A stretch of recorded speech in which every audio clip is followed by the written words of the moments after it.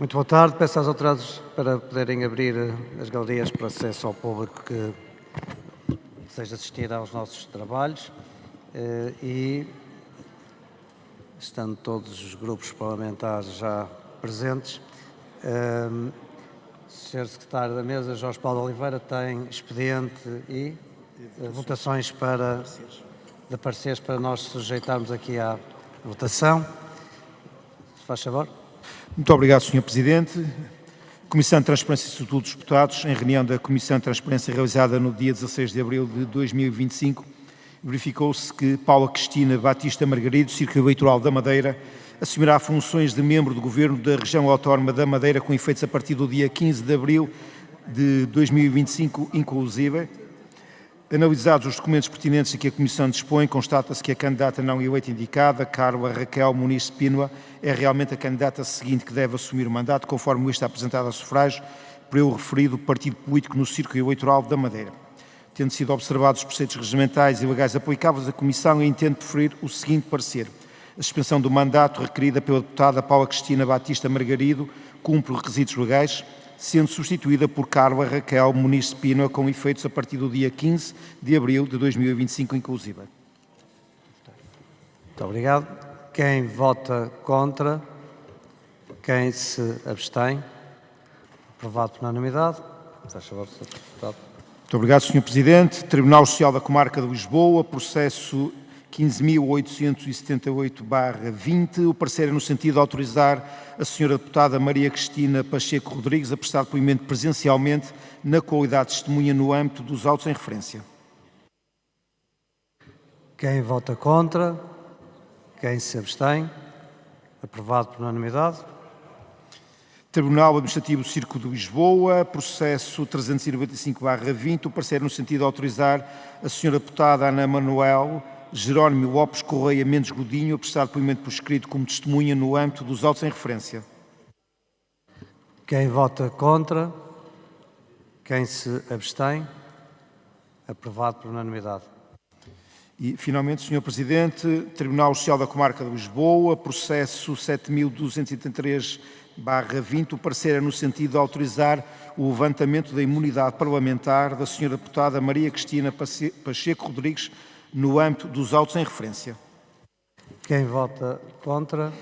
Quem se abstém? Aprovado por unanimidade. Vamos então entrar no ponto das declarações políticas.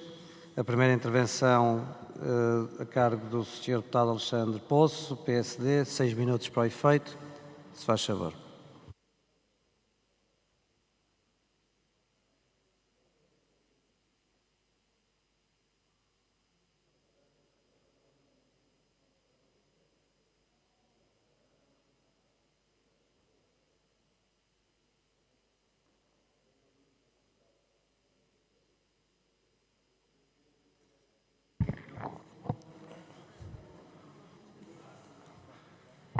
Senhor Presidente, senhoras e senhores deputados, após 11 meses de governo da AD, os portugueses estão melhor e o país está a melhorar.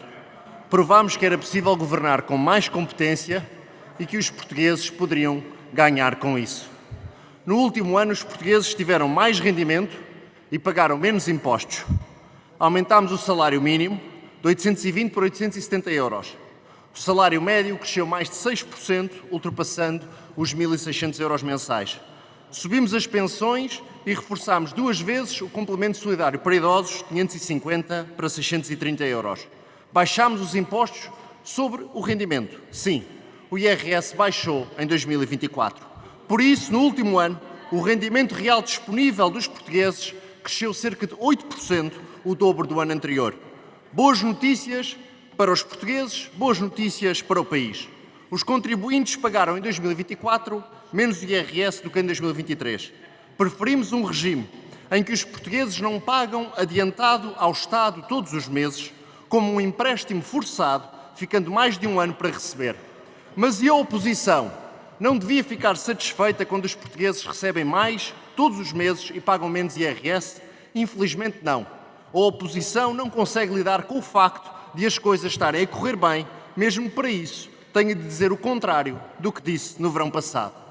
O secretário-geral do Partido Socialista, Pedro Nuno Santos, que diz ter vivido nas empresas, dizia em julho de 24, e passo a citar: "Não vemos nenhuma razão para que o Governo não reveja já as tabelas de retenção e para que não cumpra aquela que era a sua promessa", acrescentando Pedro Nuno Santos: "É muito importante que os portugueses saibam que só não haverá redução de IRS em 2024 se o Governo não quiser." Fim de citação. O presidente do partido Chega, André Ventura, que foi inspetor tributário na AT, e dizia em julho de 24, e passo a citar: "Senhor Primeiro-Ministro, baixe o IRS já", defendendo que é urgente e fundamental que o Governo faça para, e continuo a citar André Ventura, garantir que os portugueses sentirão já neste ano o alívio nos seus bolsos. Fim de citação. Ora, se Pedro Nuno Santos, que viveu nas empresas, e André Ventura, que foi inspetor tributário, assumindo que percebem o mínimo de como funciona o IRS, se têm dito o que têm dito sobre o IRS 2024, só podemos concluir que não é falta de conhecimento, é mesmo desonestidade, mentira e desinformação em tempo de campanha eleitoral. Podem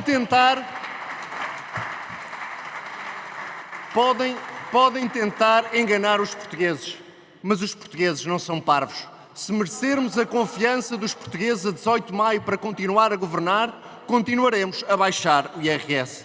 Senhor Presidente, senhoras e senhores deputados, em 11 meses o Governo também começou a recuperação do setor da saúde. Temos hoje mais 152.938 portugueses com médico de família, mais 13% de cirurgias oncológicas, mais 5% de cirurgias não oncológicas, mais 700.000 consultas de especialidade. O tempo médio de espera nas urgências teve uma redução de 15%. Comparticipámos a 100% os medicamentos para quem recebe o complemento solidário para idosos, que garante uma poupança de 66,8 milhões de euros. Tivemos menos mortes associadas ao pico do inverno, menos 2.099 óbitos. Temos mais médicos, mais 331, mais enfermeiros, mais 897. E no total de colaboradores da área da saúde temos mais 2.679. Celebramos acordos com médicos, enfermeiros, farmacêuticos, técnicos de emergência pré-hospitalar, técnicos superiores de diagnóstico e terapêutica. Nunca abdicando do SNS como pilar, mas contando com todos os setores. E se tamanhos problemas encontrados não se resolvem em 11 meses, os resultados começam a surgir. É preciso continuar para evitar voltar a piorar. Senhor Presidente, senhoras e senhores deputados, o último tema que vos trago é a imigração. Nos últimos 7 anos, assistimos a um dos maiores choques demográficos da nossa história. Tivemos um aumento de 1.100.000 de imigrantes no nosso país. De 421.000 em 2017, passámos para 1.600.000 em 2024. De 4% para 15% da população residente.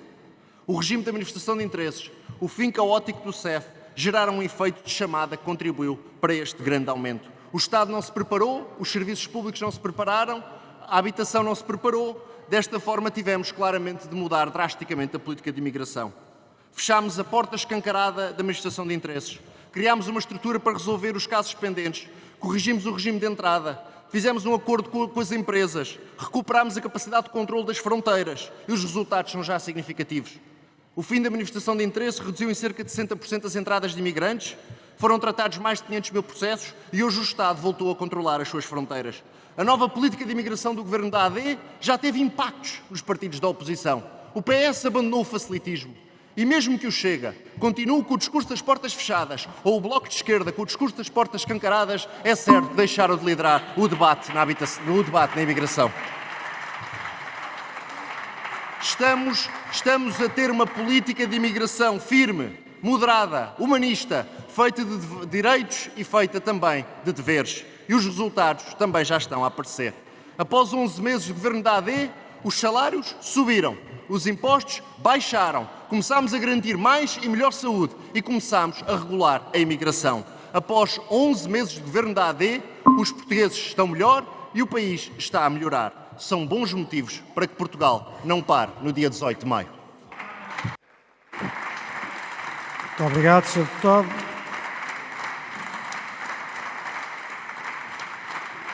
Sr. Deputado Pedro Vaz, Partido Socialista, faz favor de 6 minutos.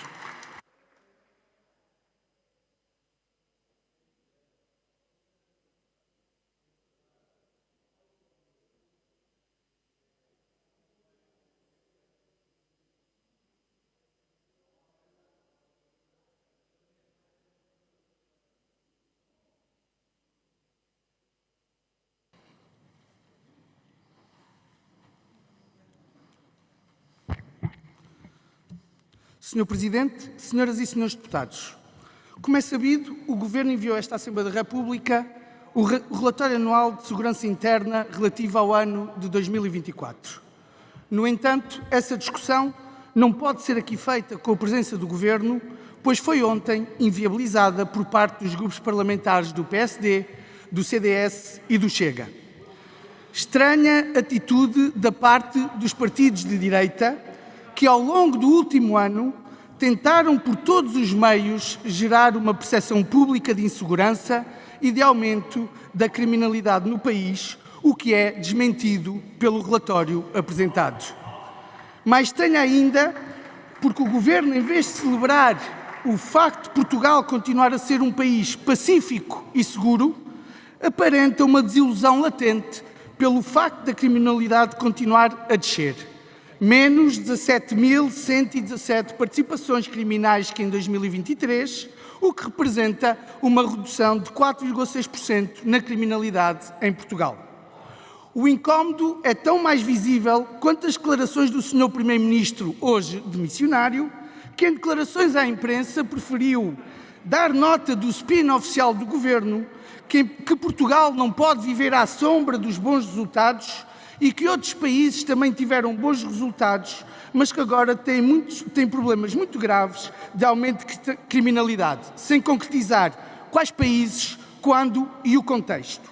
Foi um ano inteiro de exercício de funções governativas em que o Governo, através do Primeiro-Ministro, do Ministro da Presidência e até do Presidente da Câmara Municipal de Lisboa, apresentaram como um inferno de criminalidade, mas que os números desmentem em toda a linha. Saudamos, portanto, todas as forças de segurança, todos os órgãos de polícia criminal, todos os agentes de segurança interna pelos resultados alcançados. Apesar da melhoria dos índices de criminalidade, o Partido Socialista continua preocupado, como sempre esteve a quando do exercício de funções governativas, sobre a criminalidade nacional. O caminho percorrido desde 2015 é positivo, mas enquanto houver crimes praticados, o Partido Socialista continuará a trabalhar para a sua redução e combater as ameaças à nossa segurança interna e às novas formas de criminalidade decorrentes de uma criminalidade global, digital e que ameaça a nossa soberania. Foi por isso que o PS, a quando do exercício de funções governativas, fez avançar a luta contra a corrupção, aumentando os meios da Polícia Judiciária, que se lançaram concursos de recrutamento de agentes das forças de segurança que permitiram que em 2024 houvesse um ligeiro aumento do número de efetivos, apesar das muitas aposentações verificadas. Como disse anteriormente, o PS percebe o incómodo do Governo com este relatório. Desde logo porque refuta em toda a linha a narrativa da AD de que o país está pior nesta matéria. Refuta ainda a tese do Sr. Primeiro-Ministro quanto à origem dos fogos florestais, bem como toda a estratégia do Governo de combate aos fogos florestais que afetaram de sobremaneira ao país em 2024. Em 2024, houve um aumento de 2,4% de incêndios em relação a 2023 e um aumento de 299% de área ardida no país. Mas, ao contrário das insinuações do Sr. Primeiro-Ministro fez aqui nesta casa acerca da origem dos incêndios, afirmando que a responsabilidade dos mesmos era de mãos criminosas, o relatório é claríssimo na sua página 11, onde se refere que houve uma redução de 10,6% em relação a 2023 da prática do crime de incêndio. Temos, pois, um Governo e um Primeiro-Ministro demissionários que desconhecem a realidade e cujos dados, em praticamente todas as áreas governativas, desmentem à sociedade o que fazem e que dizem que fizeram. À semelhança do ano passado, o Partido Socialista continua preocupado com os números de violência doméstica, uma das maiores chagas da nossa sociedade, e continuará o seu trabalho de combate à sua existência e protegendo as vítimas. Uma sociedade decente não permite que este tipo de crimes tenha a dimensão que tem e, ao invés do Sr. Primeiro-Ministro, não o desvalorizamos, afirmando que hoje há mais denúncias do que no passado. Os números do Razi desmentem em toda a linha a argumentação da direita portuguesa cada vez mais radical. O grosso da população prisioneira é de nacionalidade portuguesa, mais de 82%. A imigração ilegal obteve uma redução de 29,6%. Para o PS, um criminoso não tem raça, não tem credo, não tem nacionalidade. Um criminoso deve ser responsabilizado pelos seus atos e punido nos termos da nossa legislação penal e das regras de um Estado de Direito. O Governo, que tem sido tão lesto a fazer anúncios e propaganda nas redes sociais ao arrepio da lei eleitoral, não encontrou, pois, tempo para explicar aqui o que aconteceu em 2024. Tendo existido mesmo um passa-culpas da Sra. Ministra para o Sr. Primeiro-Ministro. Em suma, temos hoje um Governo em desagregação, sem propósito e sem projeto. Governo cuja realidade teima em desmentir. Temos hoje um Governo e um Primeiro-Ministro de atrapalhadas e em fim de linha. Talvez por isso o Sr. Primeiro-Ministro tenha escolhido avançar para eleições. Disse. Obrigado, Sr. Deputado. Sr. Deputado Pedro Pinto, do Grupo Parlamentar do Chega. Se faz favor.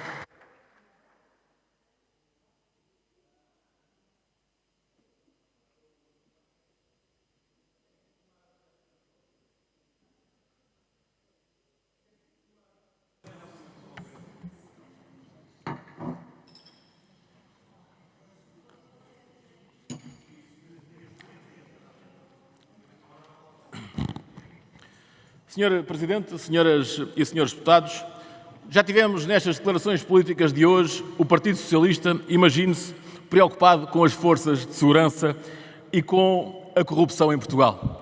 Imagine-se, se não fosse tão sério, seria para rir, mas vamos a um debate que tem que ser sério e o Partido Socialista, infelizmente, não é sério. A imigração descontrolada é um flagelo em Portugal. Já o era na Europa, com a política de portas abertas, portas escancaradas, como por exemplo na Bélgica ou na França. O Chega começou a alertar e disse o que aí vinha. A extrema-esquerda chamou-nos racistas, xenófobos, coitadinhos dos imigrantes, que são todos eles pessoas de bem. O PS dizia que sem eles Portugal não tinha futuro. Venham todos que cá estamos nós para pagar. Venderam a nacionalidade portuguesa, da mesma maneira que venderam a nossa pátria e até as principais empresas portuguesas aos chineses. O PSD fazia o costume, sempre em cima do muro. Não negava a imigração descontrolada, mas também não apresentava propostas. A Iniciativa Liberal não tocava na imigração. Era um assunto tabu e de humanismo, diziam eles. O tempo passou. A 10 de março de 2024, o povo continuou a sua revolta. O povo disse que queria 50 deputados patriotas. 50 deputados que fossem a sua voz. E assim foi. Os partidos mudaram de posição. O PSD no governo diz que Portugal precisa de imigração, mas controlada. Luís Montenegro diz, e cito, devemos olhar para os imigrantes como novos portugueses. Não, Sr. Primeiro-Ministro. Imigrantes são imigrantes, portugueses são portugueses. Aqueles que amam a sua bandeira, que amam a sua pátria e que amam o seu hino nacional. Percebemos que este governo quer continuar a política de portas abertas, mas de uma forma mais chique. Criou uma via verde para a imigração. Ou seja, venham com contrato de trabalho, e até aí estamos de acordo, mas nós damos salário, damos comida e damos habitação. Sim, habitação. Aquela que falta aos professores deslocados. Aquela que falta às nossas forças de segurança. Aquela que falta aos nossos jovens. Mas já se percebeu que este governo não é para os jovens portugueses e para este governo do PSD, os jovens contam pouco. Entretanto, a IEL passou a falar de imigração. Mas às pessoas poucos ligam, porque sabem bem que a IEL fala, mas não fala aquilo que sente. Mas o que é que vamos fazer aos imigrantes quando terminarem este contrato de trabalho? Continuarão com casa? Continuarão com roupa lavada? E como vão viver? Na rua, como expôs o Partido Socialista, ou com dignidade? Ou então, quem sabe, à conta dos nossos impostos? Só existe uma solução. Quando terminarem o seu contrato de trabalho, têm que regressar aos seus países. É assim e sempre será, é assim num país normal. Até o PS mudou de posição a reconhecer que a política de portas abertas não correu bem. Devia, Pedro Nuno Santos, era pedir desculpa aos portugueses. Pedir desculpa por tudo de mal que fez a Portugal, por esta imigração descontrolada, que tem um rosto, que tem um carimbo e uma chancela que é do Partido Socialista. Explicar como fazia com a imigração, com os imigrantes, se fizer um governo de extrema-esquerda, com o Bloco de Esquerda, com o PCP e com o LIVRE. É isso que Pedro Nuno Santos tem que dizer aos portugueses e aos eleitores portugueses. Passou um ano e o tempo deu-nos razão. 1.600.000 imigrantes, mas o número é muito maior. Criaram mais problemas na saúde, na habitação, na segurança e, em breve, no desemprego. Pedro Góis, diretor científico do Observatório das Migrações, admite, e cito, o país continua sem saber quantos imigrantes tem nesta altura. O mesmo Pedro Góis, nomeado por este governo, é bom que os portugueses lá em casa saibam, diz: os jovens portugueses podem permanecer em casa dos pais mais uns anos. Os imigrantes precisam de casa. Eu vou recordar que é nomeado por este governo. Disse mais: entre integrar os imigrantes nas forças de segurança, como professores, mesmo não sabendo a história de Portugal. E disse ainda que não deviam trabalhar à sexta por causa da religião deles. Tudo isto por alguém que foi nomeado por este governo. Ou seja, ficam com as casas que deviam ser para os portugueses, vão para as forças de segurança e militares e ainda temos de ser nós a adaptarmos à sua vida. Só falta quererem pôr-nos de joelhos à sua frente. Tudo ao contrário, e este senhor foi nomeado, volto a referir, por este governo da AD. É perante esta bandalheira que estamos hoje. A criminalidade violenta aumentou de forma assustadora. Os crimes com tamanha crueldade vieram com a imigração, por muito que digam que não. Assassinatos à paulada, à martelada, à catanada, à facada ou o sequestro raramente existiam em Portugal. Em Braga, o Manuel Gonçalves, Manu, foi brutalmente assassinado por brasileiros, quando os denunciou por tentarem drogar mulheres num bar. Sabe-se lá para quê? Imaginamos. O Manu teve azar. Teve azar de ter nascido português. Teve azar de não se chamar Odair, ou ter outro nome de outra nacionalidade. Da hipocrisia das feministas de extrema-esquerda não terá palavras bonitas.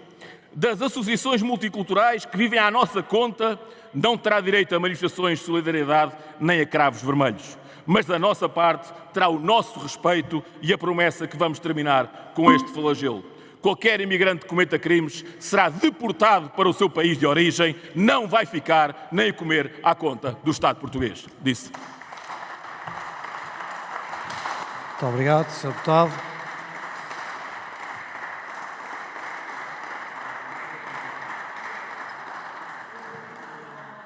Eu acabo de ser informado que faleceu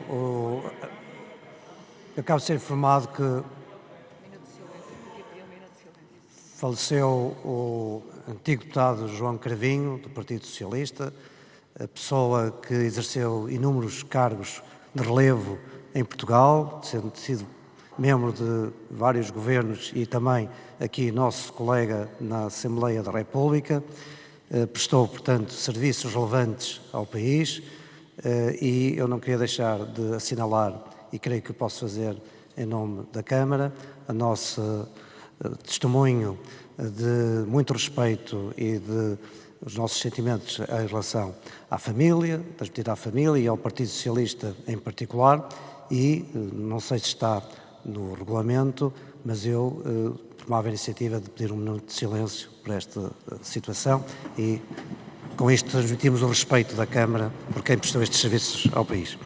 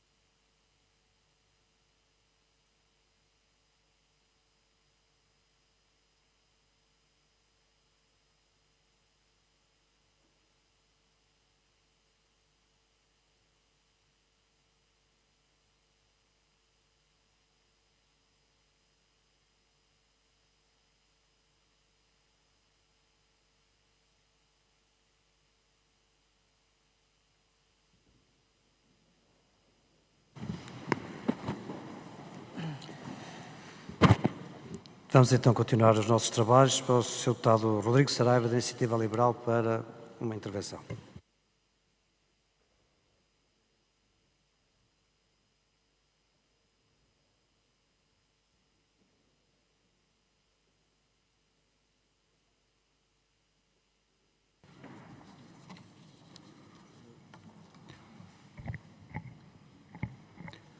Muito obrigado, Sr. Presidente, senhoras e senhores deputados. Permitam-me que comece por citar, e desta forma homenagear, o grande escritor Mário Vargas Llosa, falecido esta segunda-feira e que foi também um grande pensador liberal. As democracias mais imperfeitas são sempre preferíveis às ditaduras mais perfeitas. Falemos então de democracia. Portugal caminha para novas eleições legislativas, as terceiras em 3 anos. Se as eleições são uma peça fundamental da democracia, também os mandatos o são. As eleições devem originar mandatos com estabilidade e tempo para a implementação de políticas sufragadas nas urnas. Além disto, há hoje enorme instabilidade internacional. Não se surpreende, portanto, que os portugueses não quisessem novas eleições. É o que indicam as sondagens. E neste Parlamento só um partido esteve sintonizado com os portugueses. Só a Iniciativa Liberal demonstrou responsabilidade, só a Iniciativa Liberal demonstrou ser confiável. Entre PSD e CDS, que forçaram a apresentação da moção de confiança, e o PS, Chega, PCP, Bloco, Livre e PAN, que votaram contra, todos devem assumir a culpa de levar o país para mais umas eleições. A Iniciativa Liberal não foge ao combate político, ao combate das propostas, ao combate para mostrar que Portugal pode ser muito melhor. Mas há quem não queira mesmo que as coisas mudem. Uns por resistência à mudança, outros por incapacidade, alguns por cobardia política. Os debates começaram. Há partidos que já apresentaram programas, como a Iniciativa Liberal, outros fogem de o fazer. Há programas com números e objetivos quantificados, como o da Iniciativa Liberal, outros evitam assumir compromissos. Enquanto acusam a Iniciativa Liberal de fezadas, ficam agarrados à fé de que não lhes façam perguntas incómodas. E temos então um embate político entre quem quer mesmo transformar o país e aqueles que nada querem mudar. De um lado, os que falam em dinheiro do Estado, e são muitos, e do outro a Iniciativa Liberal que diz o dinheiro é das pessoas e das empresas, não há dinheiro do Estado. Repito, não há dinheiro do Estado. Ao contrário do que vários partidos aqui afirmam, da esquerda à suposta direita, o Estado não dá nada. A função do Estado é devolver no conceito alargado de segurança. Segurança social, segurança da existência de saúde, educação, justiça e, sim, segurança física das pessoas e da propriedade. Mas vamos ao embate das contas. O nível de despesa pública em Portugal. Em 2022, 107 mil milhões. Em 2023, 112 mil milhões. Em 2024, 122 mil milhões. Como se vê, despesa sempre a aumentar. A Iniciativa Liberal diz claramente, é preciso reduzir despesa. E o que nos perguntam, onde vamos cortar? E nós respondemos. Mas perante esta despesa galopante, está na hora de todos perguntarem aos partidos da despesa pública, que são todos os outros, que impostos vão aumentar? É que se as receitas do Estado advêm dos impostos, se a despesa aumenta, vão precisar de mais receita. Logo vão ter que aumentar os impostos. Por isso, nesta campanha, pergunte-se à AD, ao PS, ao Chega, ao PCP, ao Bloco, ao Livre e ao PAN, que impostos vão aumentar. Seja feita essa pergunta. A Iniciativa Liberal quer devolver dinheiro às pessoas e às empresas para que possam fazer as suas escolhas, seja consumir, poupar ou investir. Dinheiro que é delas. E como queremos devolver até 6.250 milhões aos portugueses ao longo da nova legislatura, teremos que almejar a idêntica redução da despesa e, pasmem-se uns quantos, de aumentar a receita. Comecemos por aqui. Não há cafezadas nem necessidade de estudar. Falemos da realidade. Baixar impostos também pode originar aumento de receita. E falemos do IRC, porque no espaço político e mediático há quem não acredite no efeito positivo de baixar o IRC e porque Portugal é dos países com a taxa estatutária mais elevada da OCDE. Vejamos, ano 2004, o IRC baixou de 33% para 27,5%, resultado, a receita aumentou 600 milhões.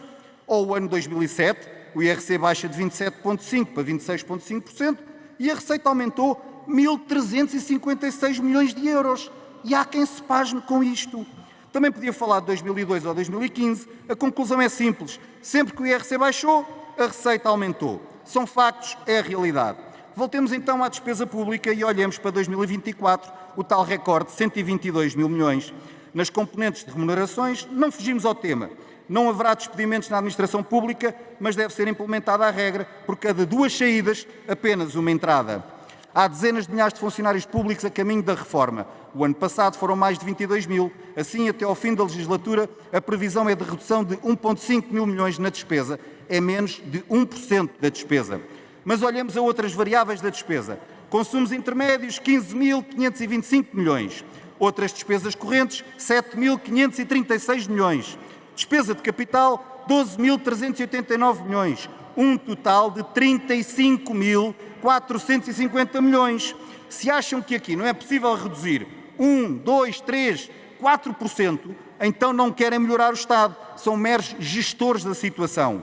De uma vez por todas, está na altura do esforço ser do Estado e não das pessoas, das famílias e das empresas. Vamos ser objetivos. A despesa pública bate recordes e não para de aumentar. Os serviços públicos não melhoram.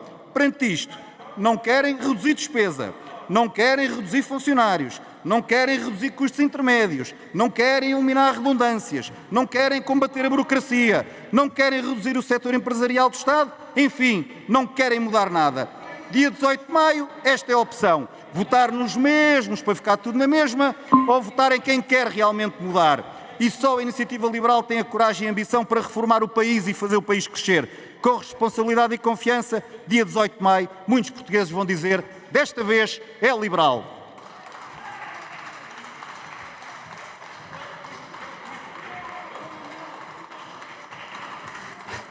Sra. Deputada Marisa Matias, Bloco de Esquerda, se faz favor.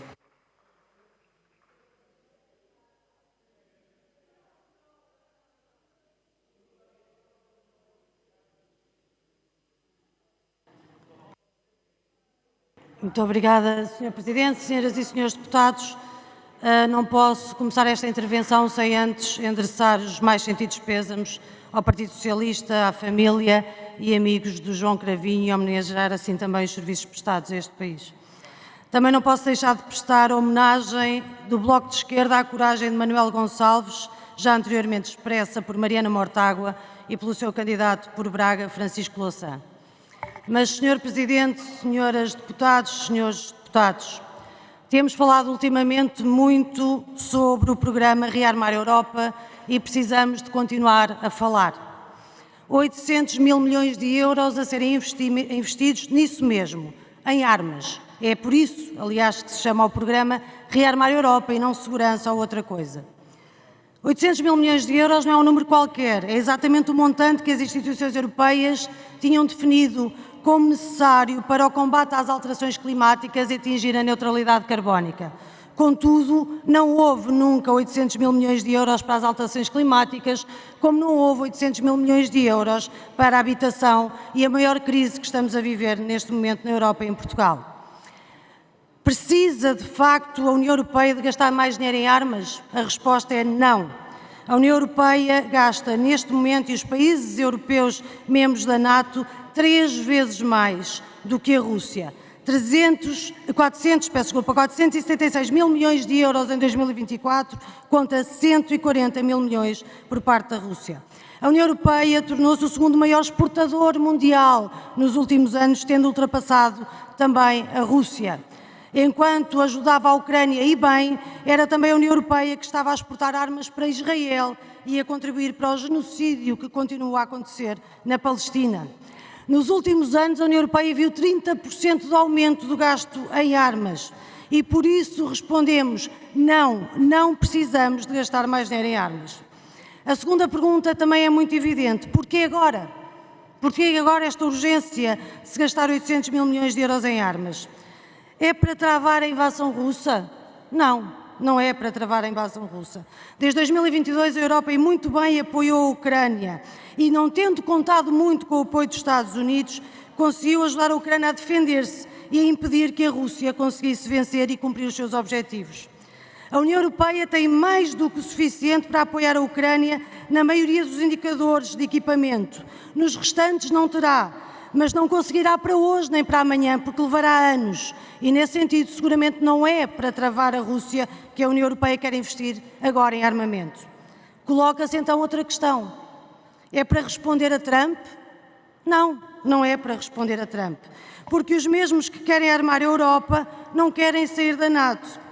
E não digam que é Trump por Trump, porque é Trump quem continua a mandar na NATO e é o general que é nomeado por Trump que manda na NATO na Europa.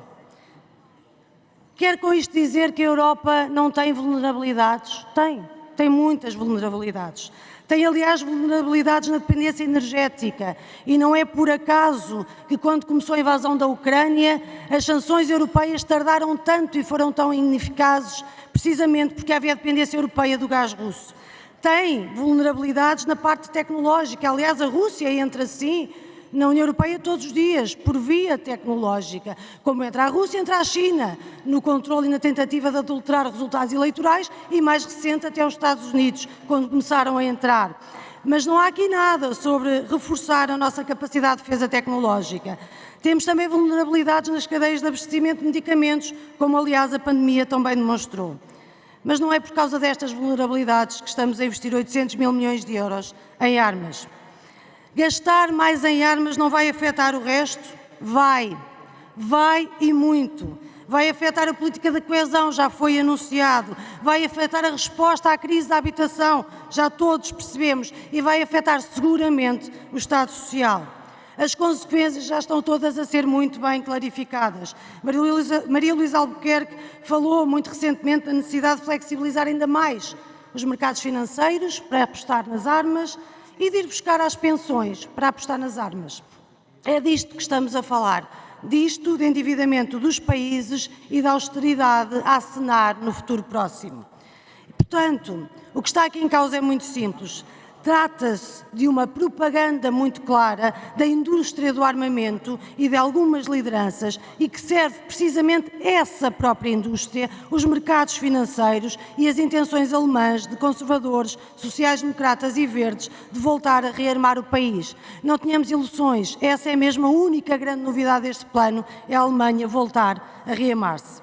Serve também para alimentar o medo e a política do medo não pode dominar as democracias europeias. É por isso que estranho que o Partido Socialista e Livre aderiram à agenda da direita armamentista. Não estranho que o Chega o faça, porque sem medo o Chega não tem existência em Portugal.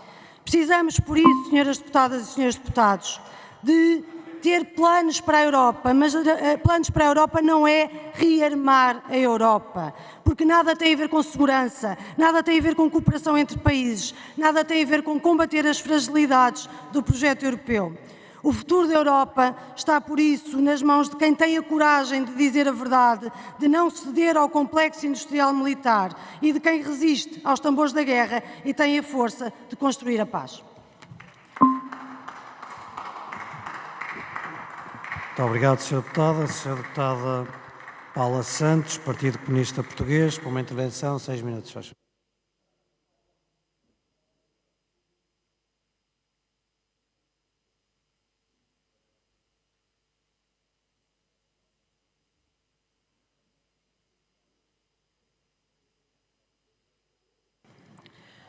Muito obrigado, Sr. Presidente, Sr. Presidente, senhoras e senhores deputados. No próximo fim de semana voltam a encerrar serviços de urgência de ginecologia, obstetrícia e de pediatria. No domingo de Páscoa serão 10 as urgências encerradas. Na Península de Setúbal estarão encerradas as 3 urgências de ginecologia e obstetrícia. Semana após semana, esta é a realidade que se repete, gerando incerteza e insegurança junto das mulheres grávidas e respectivas famílias e desprotegendo as crianças e jovens. Nunca se sabe com o que contar.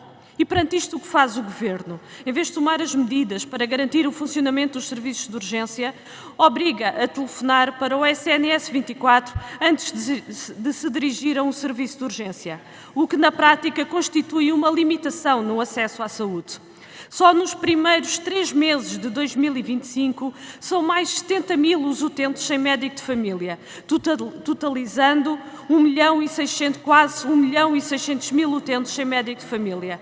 Contrariamente à propaganda da AD, hoje há mais utentes sem médico de família. Este é o resultado desta governação, que em vez de resolver o problema, optou por transferir cerca de 800 mil utentes para fora do SNS. Essa não é a solução. A solução é a valorização efetiva das carreiras, das remunerações e a garantia de condições de trabalho aos profissionais de saúde, que permitam fixar profissionais de saúde no SNS para garantir a atribuição de médico e enfermeiro de família para todos, assegurar o funcionamento dos serviços e o acesso a consultas e cirurgias a tempo e horas. Recentemente, foram conhecidos os tempos de espera para consultas e cirurgias. Os dados dizem-nos que no final do segundo semestre de 2024, 7.538 utentes aguardavam cirurgia oncológica. Destes, 17,2%, o tempo de espera era superior ao tempo recomendado. Todos nos recordamos de o Governo dizer aqui que queria acabar com a lista de espera para cirurgia oncológica para lá do tempo recomendado. Afinal, não acabou. Na 25ª hora, quando já sabia antecipadamente que o Governo seria demitido, este não se coibiu de anunciar 5 parcerias público-privadas e, desta vez, para além dos hospitais, inclui também os centros de saúde. De uma só penada, o Governo pretende entregar à gestão privada 5 hospitais, 174 centros de saúde, que abrangem 1.700.000 pessoas. Há 3 ilações que podemos tirar daqui. A primeira é que esta decisão comprova que o Governo nunca quis investir e reforçar o Serviço Nacional de Saúde e que o seu verdadeiro programa é a destruição do SNS e a privatização da saúde, tratando-a como um negócio para os grupos privados e não como um direito. A segunda é que pela primeira vez pretende-se entregar centros de saúde à gestão privada. Há umas semanas, uma responsável de um grupo privado tinha afirmado que o que tinha interesse era que as PPPs abrangessem as unidades locais de saúde. E o Governo, como bem mandado e totalmente subserviente ao poder económico, foi apressadamente tomar essa decisão. Há muito que os grupos privados ambicionavam pôr a mão nos cuidados de saúde primários para lhes garantir a rentabilidade das suas unidades hospitalares.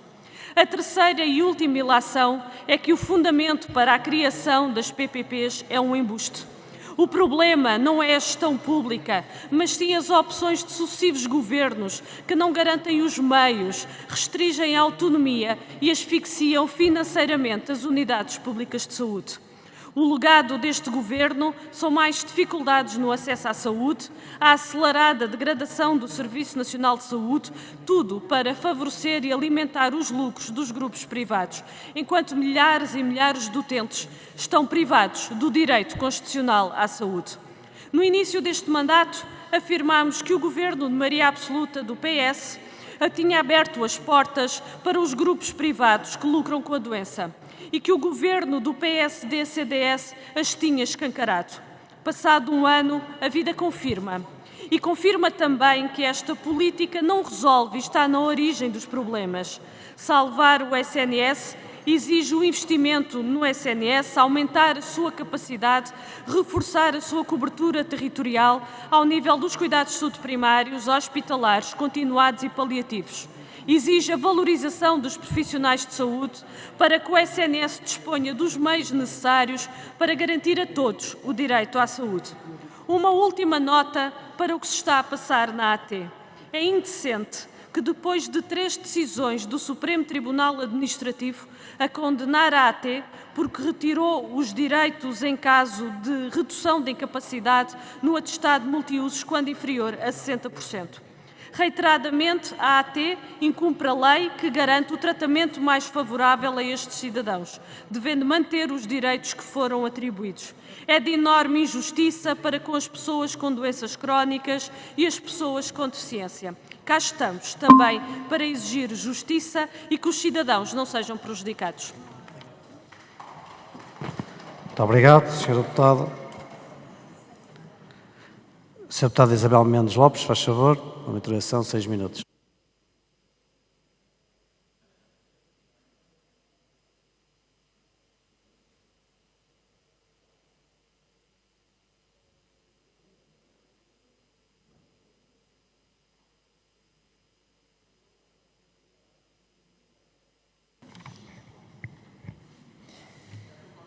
Sr. Presidente, senhoras e senhores deputados, caros cidadãos e cidadãs nas galerias, eu quero começar por enviar as condolências do LIVRE à família e amigos de João Cravinho e também ao Partido Socialista. João Cravinho, que foi um político que uniu a realização das infraestruturas com exigência e com ética, um exemplo, e queremos deixar aqui a nossa homenagem.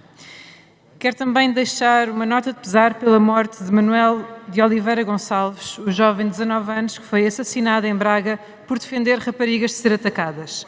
Transmito os meus sentimentos e do LIVRE à sua família, amigos e amigas e comunidade escolar. Manuel de Oliveira Gonçalves é mais uma vítima da violência de género, violência que, já aqui o disse, é estrutural, transversal, internacional e tem de ser combatida como tal. Nós não podemos aceitar que mais pessoas morram a defender o que está certo, que haja mais vítimas desta violência estrutural e machista. E por isso prestamos daqui a nossa homenagem a Manuel de Oliveira Gonçalves. O LIVRE é muitas vezes acusado de ser um partido utópico, até de viver em Marte. Nós sabemos que temos grandes ideias, sim, mas também que temos os pés bem assentes na Terra. Uma dessas ideias utópicas, aliás, tão utópica que agora é usada por mais de 200 mil pessoas, é o Passo Ferroviário Nacional. Foi em 2022, aqui, que o LIVRE propôs que fosse criado um passe que desse acesso a todos os comboios do país, que desse para viajar de norte a sul do país sem entraves. Foi-nos dito que seria impossível, mas insistimos, negociámos e o Passo Ferroviário Nacional nasceu no verão de 2023, beneficiando logo milhares de pessoas que passaram a poupar dezenas de euros todos os meses. Passados uns meses, continuámos a insistir. Era preciso alargar o passo ferroviário. E conseguimos, em novembro de 2024, aprovar o alargamento para mais de 250 comboios por dia. Mas faltava implementar esse alargamento. Assim que o atual Governo tomou posse, há um ano, lembrámos, chateámos, insistimos para que o alargamento acontecesse como estava aprovado e como era devido a milhares de pessoas. O Governo não cumpriu, mas, no verão, numa grande manobra de propaganda, anunciou a criação de um passo ferroviário verde, mudando o nome, baixando o preço do passo ferroviário e alargando para mais comboios. Ou seja, a ideia utópica do LIVRE, e na qual o PSD nunca votou a favor e o CDS não sabemos como teria votado porque não estava no Parlamento, continua a fazer o seu caminho e ainda bem. Mas logo na altura nós alertámos, é preciso dar resposta ao aumento da procura, é preciso haver mais comboios, é preciso garantir que a CP não é prejudicada, é preciso rever o contrato de concessão para tudo isto. E o tempo vem-nos a dar razão. O passo ferroviário nos números é um sucesso, mais de 200 mil passos vendidos, os passageiros aumentaram nos serviços regionais, nos intercidades e até nos Alfa, que não estão abrangidos pelo passe, mas os números não mostram os problemas que vêm deste aumento da procura sem reforço da oferta. Há passageiros que fazem viagem Lisboa-Santarém sem lugar sentado, há pessoas que querem ir a casa no fim de semana e depois não têm vaga e se veem obrigadas à última da hora a ter de comprar um bilhete de autocarro ou a ir de Alfa pagando o bilhete completo quando na verdade têm passe.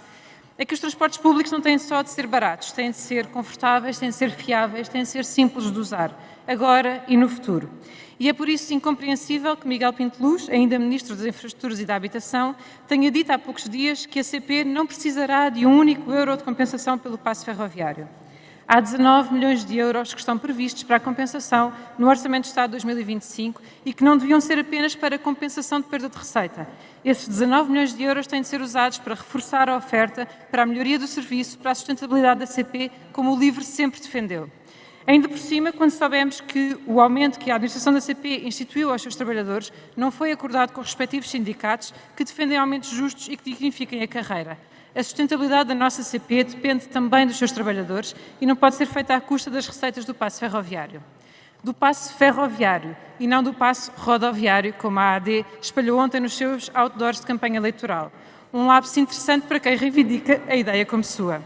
Num governo de propaganda, esperaríamos que pelo menos a propaganda fosse bem feita. O autor com esta gralha foi rapidamente substituído, mas nós sabemos o que estava lá escrito. Luís pede-nos que o deixemos trabalhar, mas nem propagandear faz bem.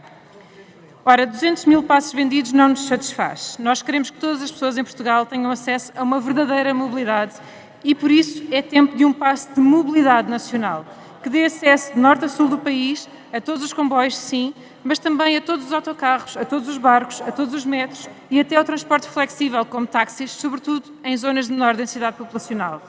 E não nos digam que é utópico e que é irrealista, porque não é.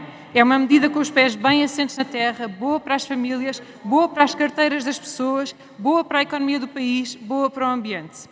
E essa é uma das nossas exigências no próximo mandato. Um passe de mobilidade nacional. O país que sabemos ser possível terá um passe de mobilidade nacional e um verdadeiro sistema de transportes, porque a mobilidade é um dos pilares para o país que nós queremos. Um país verde, um país justo, um país livre. Muito obrigada. Muito obrigado, Senhora Deputada. Senhor Deputado João Almeida, CDS-PP, por uma intervenção.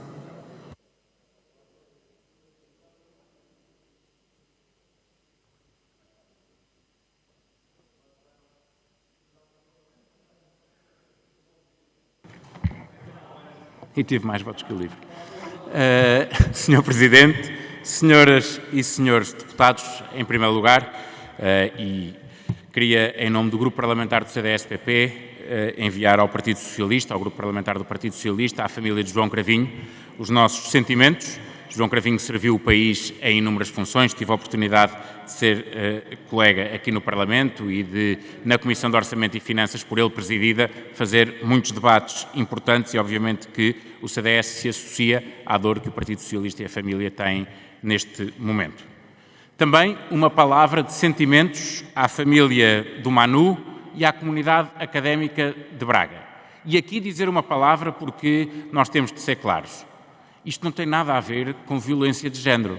O que aconteceu tem tudo a ver com um tipo de criminalidade associada ao tráfico de droga, associada a organizações complexas que se infiltram no nosso país, entre outras áreas relacionadas com o tráfico de droga e que muitas vezes põem em causa a segurança e, neste caso, até a vida das nossas crianças e jovens. E quem é pai sabe bem a preocupação que tem com este fenómeno crescente e não aceita que se tente transformar aquilo que é criminalidade grave e violenta noutros tipos de criminalidade, desvalorizando assim o seu efeito e prejudicando assim o combate que tem de ter este tipo de criminalidade.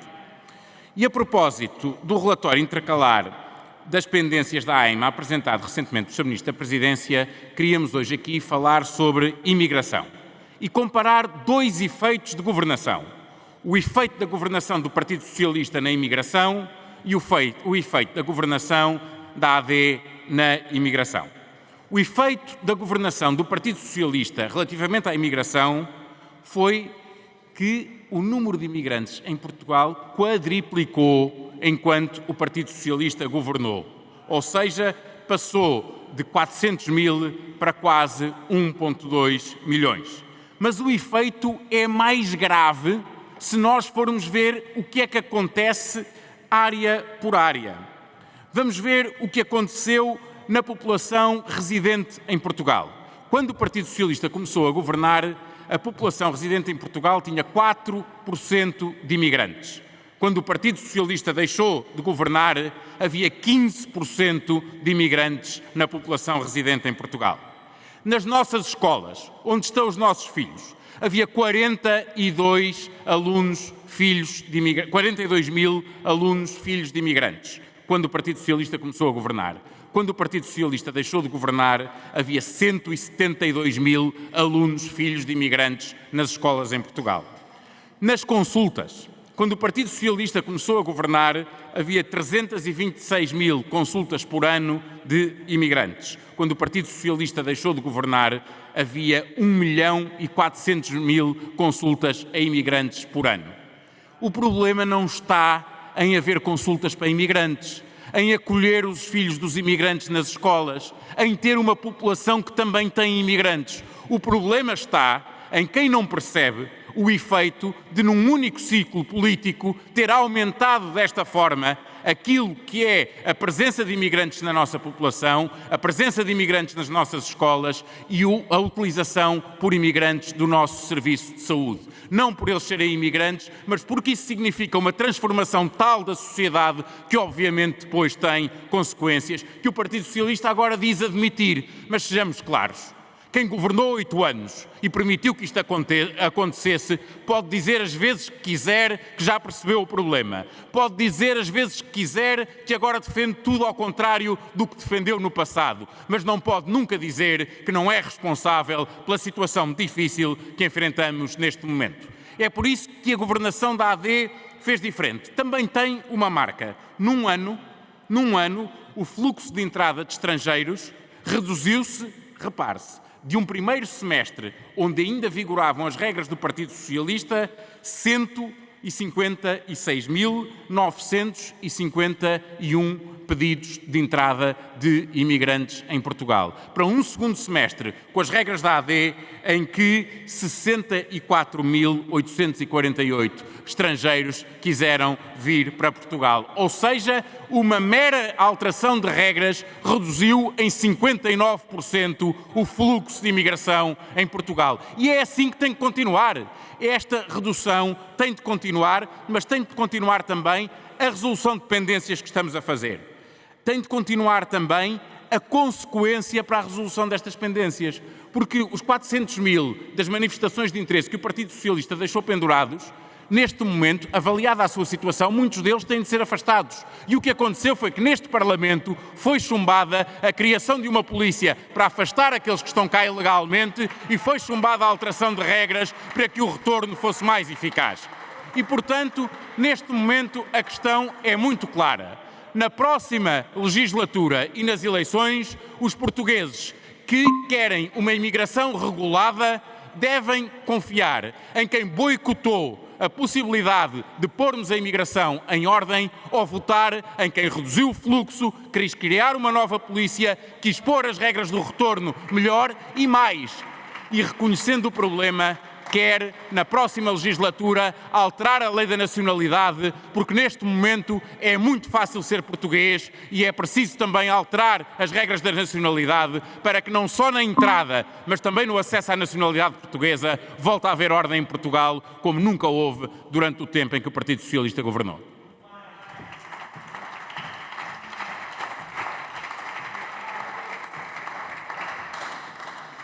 Senhora Deputada Inês Sousa Real, do PAN, 6 minutos, faz favor.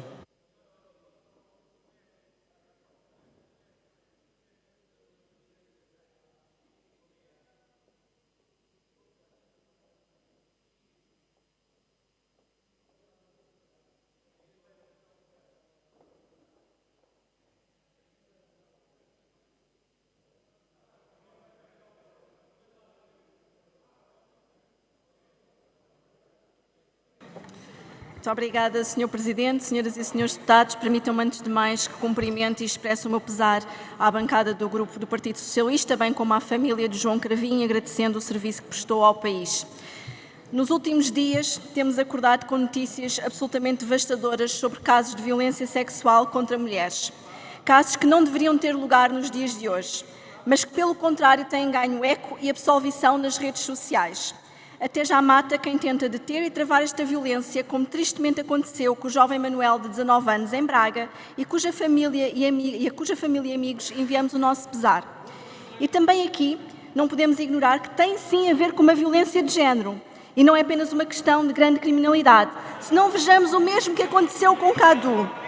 Cadu, de 22 anos, brasileiro, morreu esfaqueado em Carcavelos, também a tentar proteger uma jovem agredida.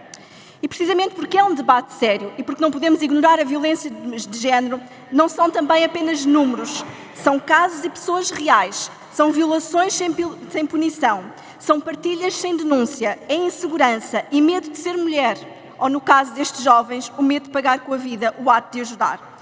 Casos como os de Loures, Braga, Coimbra, têm de ter um fim.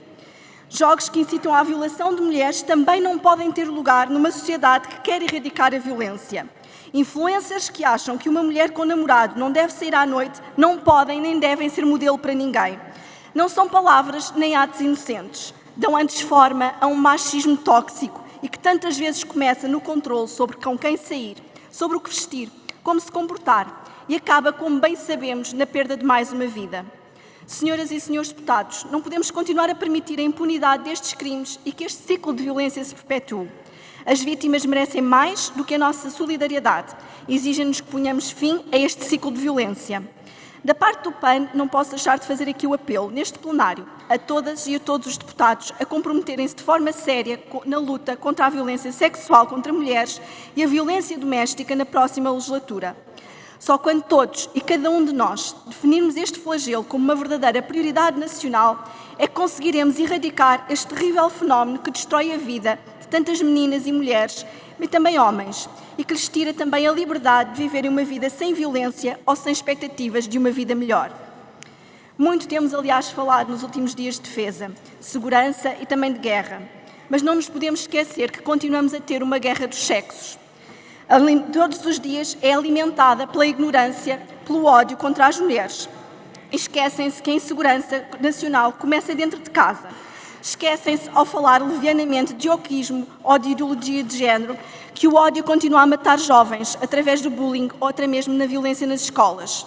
Esquecem-se que os crimes de violência, incluindo sexual, são ainda utilizados hoje em dia como arma de guerra contra as mulheres.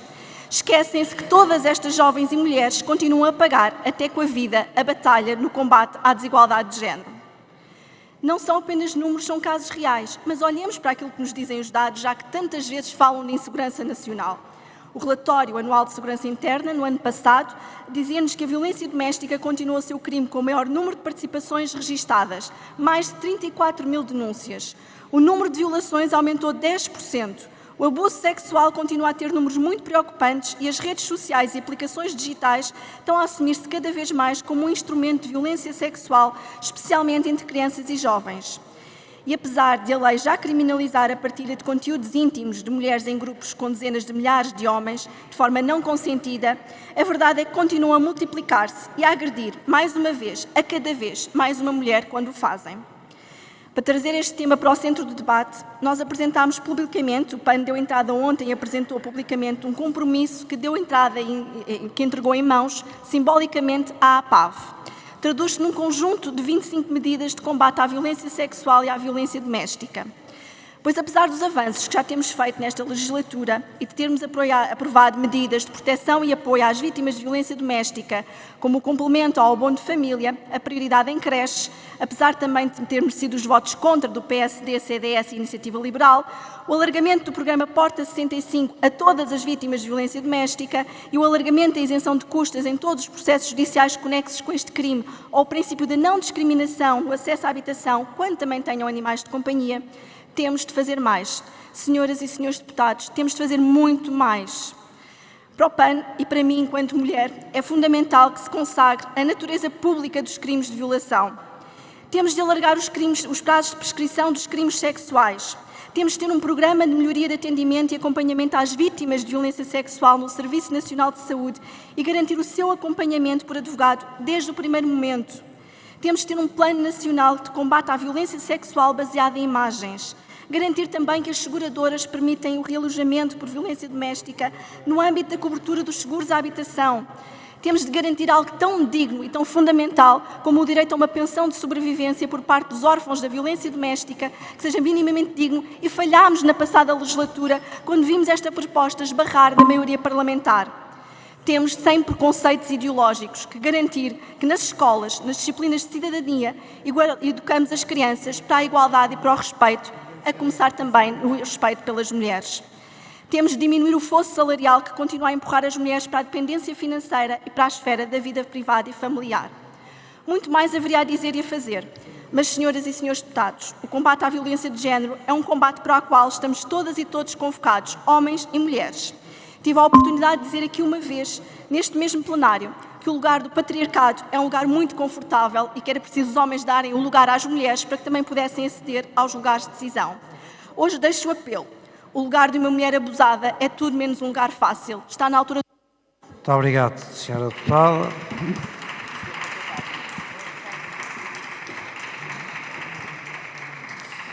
E com esta intervenção termina a nossa ordem do dia de hoje.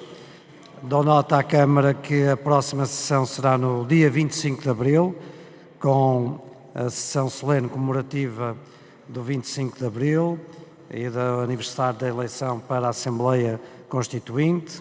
tempo de antena para cada grupo parlamentar, tempo de intervenção 6 minutos e 3 minutos à DURP. E, portanto, até lá e boa tarde.